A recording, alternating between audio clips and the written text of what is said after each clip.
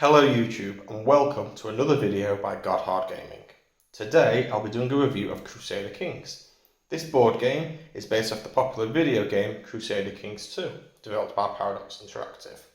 Free League were in charge of creating the board game. First of all, I'll look at the setup, I'll look at the turn, I'll conclude with how the game ends and any final thoughts I have on the core game, and then at the end of the video I'll do a little additional part on the Councillors and Inventions expansion.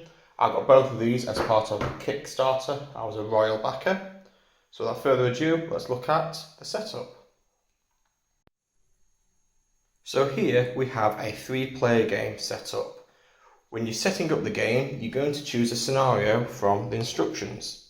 Okay, the scenario will give you some flavour text to set the scene, and they'll also tell you which houses are in play for said scenario. And there'll be a house for every territory, such as England, France, Germany, Italy or Spain.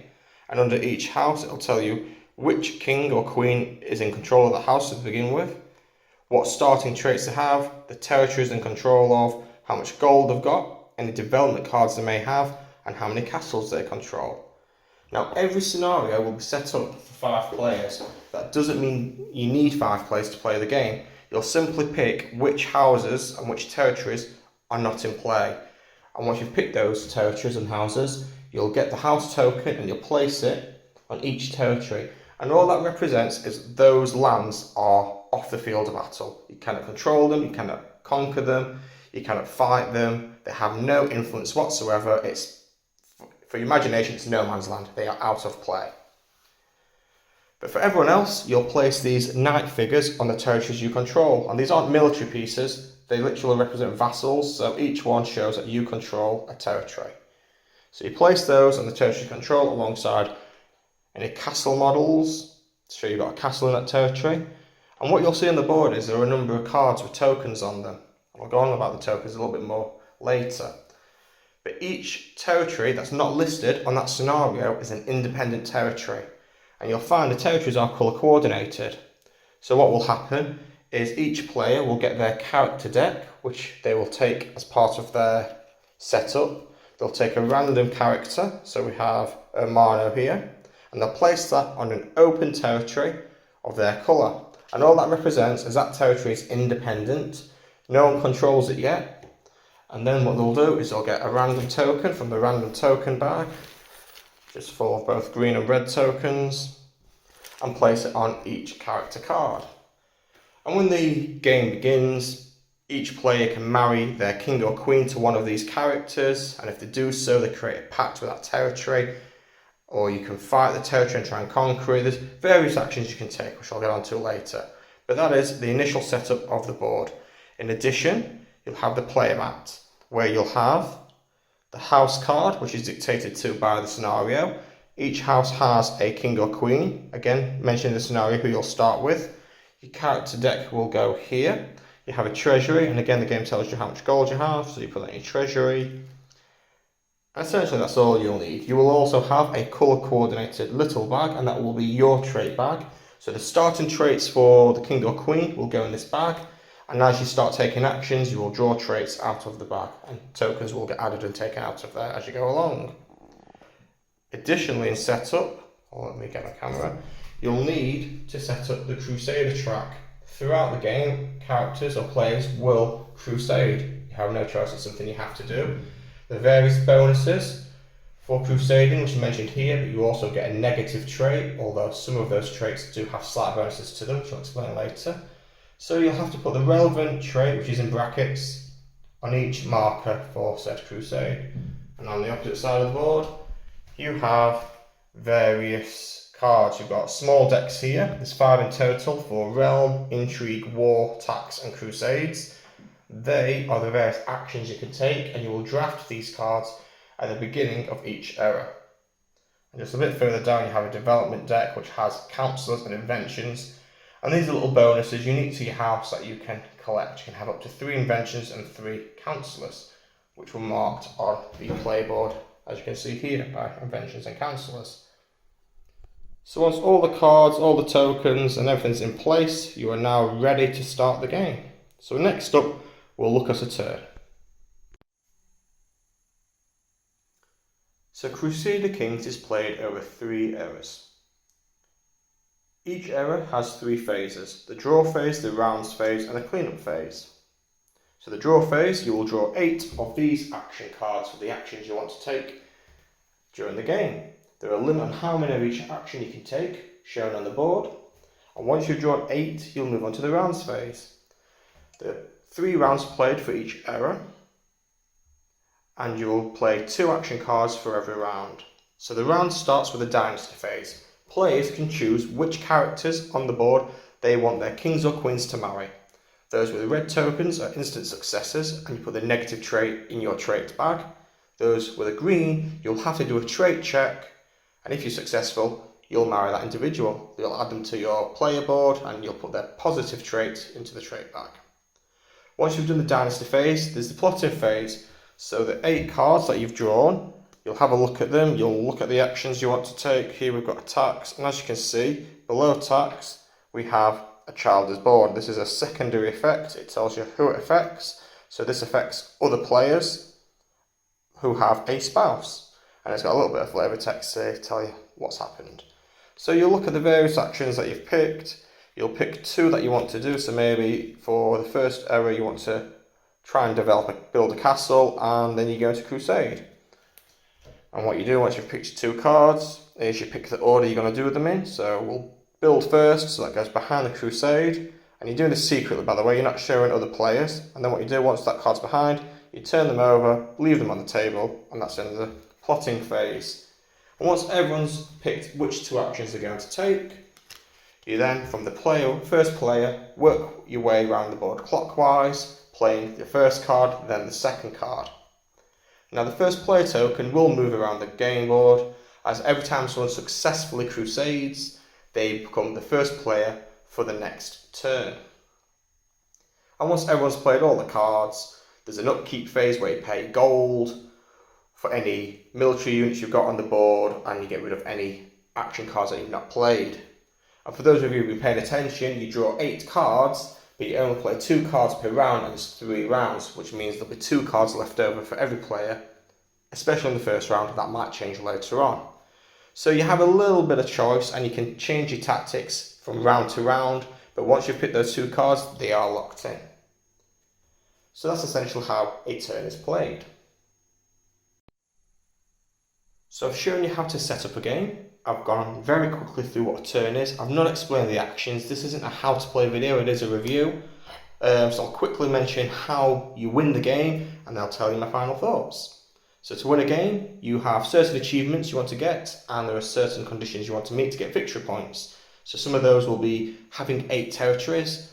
Sometimes it'll be conquering territories with the most castles. So whoever holds the most castles get an achievement token, or whoever's crusaded the most and has their crests on the Crusader track, whoever's got the most, they get an achievement token. So there's various things you can chase throughout a game. Some of them are to do with development cards and councillors. And at the end of the game, you'll add up your victory points. What that does mean, I find, is sometimes you might want to just paint the map your colour, but actually that's not how you win. And someone who looks like they're dominating the board might in fact not have achieved very much in terms of the Crusader track, in terms of having castles. They focus their attention in the wrong place, and although they've got a strong board presence, they're actually going to come in last. As far as the trait checks go, I think it's brilliant using these bags. You know, you do have some control over them, but it's always a little bit of a nail biter as you reach in and see what token you've pulled out. And these tokens, as you can see, this one says ambitious, have little symbols on them. So ambitious is a red token, which is a fail for the majority of the time. However, that little symbol there, shovel and hammer, that is the builder icon. So if you're looking to build a castle or develop technology, ambition is actually a successful trait. And there are additional rules how you can manipulate the outcome slightly with a critical success or a critical fail to take tokens in and out of your bag. But ultimately, it's a nice concept, a bag building game. It's a good twist that really feels like the video game. For anyone who's played Crusader Kings 2, this board game builds that atmosphere and that feeling perfectly. it is a really good representation of the board game, of the video game, sorry, in board game form. In terms of component quality, the miniatures are fantastic, the cards are good with a nice linen finish, there's lots of flavour text, they've got some little callbacks to the video game with a glitter hoof card, so yes, your character can in fact marry a horse if they choose to do so. Actions, there's lots of variability with each action. It's a bit of a slow burner. If you want to invade a territory, you have to mobilise an army, you have to have a cause for war, then you have to send that mobilised army to the territory of the player who you've got a cause for war for, so it's not a quick game. And I find that, especially with the cards having lots of different secondary effects, some players might freeze up with analysis paralysis. It's something that I've seen happen in games I've played, in other videos I've watched it's happen. So just bear in mind, your first couple of games will be quite slow, but as players get used to the flow of the game, what they're going to do, they'll be planning way ahead, they'll be picking cards well in advance, and the game will pick up pace. And I have to say, it is a brilliant game. You know, there aren't many games out there where you can marry a horse, assassinate another player's king so they have a succession crisis, build a castle, and then fail horribly because you've not managed your trait bag and they're all negative traits, and suddenly you can't do anything other than crusade and you kill your own king because you fail that as well.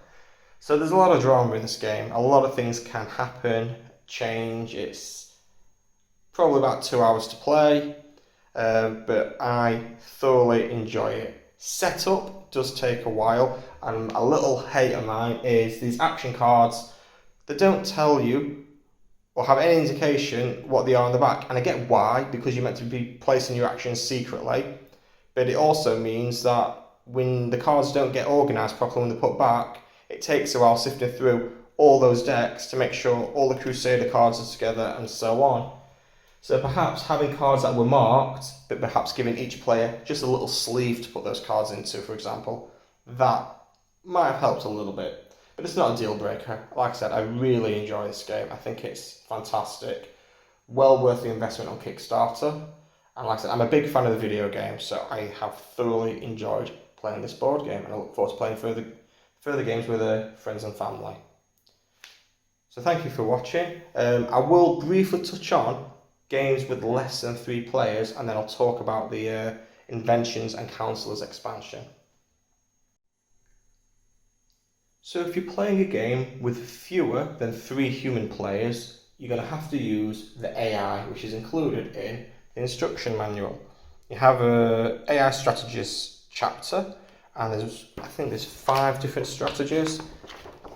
Yeah, there's 5 different strategies. So there's Crusader ones, lustful ones, defensive, aggressive, and developer.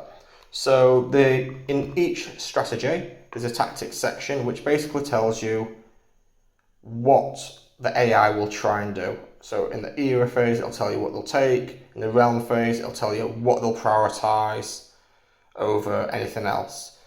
And to be honest, it works really well. You know, I've played with a few of the different AIs, and certainly the names live up to the expectations, especially the aggressive AI strategy. You do find that if you're playing as the only human player and all the AI is aggressive, it can be quite difficult. So it works well. And there's a couple of special rules and special bonuses that the AI gets to try and even the play a little bit, although I must be honest, in some of the games I've played, it has been ridiculous trying to play against the AI. I think some of the advantages they get are huge. So if you like a challenge, play as France and have 4 AI, all aggressive, and see what happens. I don't think you'll have a very good time. But it certainly works, it certainly helps players under the player count have a good game, and even if you've got 3 or 4 people, you can still play with the AI to have a fully fledged 5-player game. Like I said, it does work, it is great fun, so don't be put off if you do tend to play with only yourself or one other person. It's still a great game. So the Counselors and Inventions expansion. This is it's a small module that comes with a number of miniatures in a tray. I've got a couple of them here, Ship and an Archbishop. All it does essentially is give your councils and inventions an extra ability and a physical representation on the board. So let's say you've got the development card navies. That will give you a small bonus in the sense that any territory in, say, the North Sea is connected to any other territory in the North Sea if you have the navy card. However, you also get a ship miniature which you'll place on your card on the player board. And what you can choose to do is, instead of having the bonus of connecting your territories to any other territory within the same sea, you can place the ship in the sea and there'll be a secondary effect. So for example, with the navy, a player may place a navy miniature in any territory with a coast on the same ocean as at least one territory under their control. When invading the territory with the navy in it, the player may use 2 mobilised territories with a coast on the same ocean. So essentially, instead of just having one territory attack another, you can use 2 armies, which gives you a massive advantage. And all the miniatures have their own special effects. You've got the Archbishop, and yeah, there's one for every invention and every councillor, as you would expect. So what do I think about the expansion? Is it essential? Definitely not. The core game's amazing. You can play it on its own. It's a very in-depth game. It takes a while to get used to, but once you've learned it, you'll have loads of fun and there'll be plenty of drama. Especially with the secondary effects, more often than not affecting other people, you'll quite find that your plans fall to ruin thanks to the player who's gone just before you. Equally, if you do have the expansion, it adds a few more rules, some quite nice miniatures. It is a nice little bonus. So, like I said, I got it included as part of the Kickstarter pledge that I made. If this goes to retail and you just want to get the core game, that's absolutely fine. That's probably what I'd recommend. But if you've got money to burn and you want to get the expansion, go for it. It adds a little bit, but like I said, not essential. So I hope you enjoyed this video. If you have, please like and subscribe. If there's any other games you'd like me to review, please pop them in the comments below. And I'll see you next time. Thanks for watching. Goodbye.